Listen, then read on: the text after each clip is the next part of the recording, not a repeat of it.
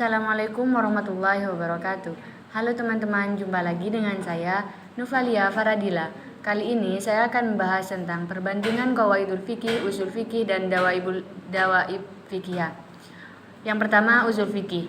Usul fikih merupakan ilmu yang membahas kaidah-kaidah umum untuk menetapkan hukum syara atau hukum agama Islam.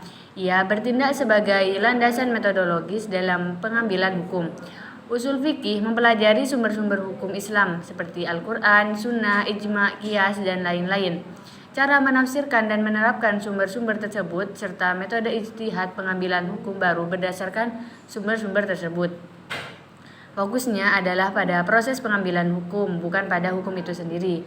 Contohnya, usul fikih akan membahas bagaimana kita menentukan suatu perbuatan berdasarkan dalil-dalil nakli seperti Al-Quran dan As-Sunnah dan dalil-dalil akli seperti akal. Ia akan menjelaskan metode qiyas, yaitu analogi, syarat-syaratnya dan batas-batasannya. Yang kedua yaitu qawaid fiqhiyah. Qawaid fiqhiyah adalah kaidah-kaidah umum yang telah dirumuskan dari berbagai keputusan hukum fikih. Berbeda dengan usul fikih yang fokus pada proses. Qawaid fiqhiyah berfokus pada hasil dari proses pengambilan hukum.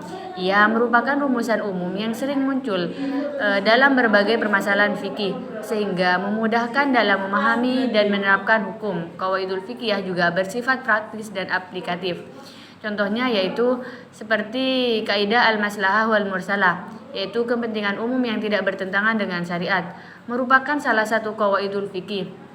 Kaidah ini digunakan untuk menentukan hukum dalam kasus-kasus yang tidak terdapat dalil nas, yaitu teks Al-Quran dan As-Sunnah yang jelas. Selanjutnya yaitu dawaib fiqhiyah. Dawabit fiqhiyah merupakan pedoman atau aturan yang lebih spesifik dan terinci dibandingkan qawaidul fiqhiyah. Ia dapat dianggap sebagai turunan atau aplikasi dari qawaid fiqhiyah dalam konteks tertentu. Dawabit fiqhiyah lebih operasional dan praktis dalam menyelesaikan masalah fikih. Fokusnya adalah pada aplikasi kaidah-kaidah umum dalam kasus-kasus spesifik. Contohnya, jika qawaid fiqhiyah menyebutkan al-umruf atau adat kebiasaan, maka dawabit fiqhiyah akan menjelaskan bagaimana menentukan apakah suatu adat kebiasaan dapat diterima sebagai dasar hukum atau tidak, dengan mempertimbangkan berbagai faktor seperti kesesuaian dan syariat dan kemaslahatan. Mungkin itu yang dapat saya sampaikan. Terima kasih. Wassalamualaikum warahmatullahi wabarakatuh.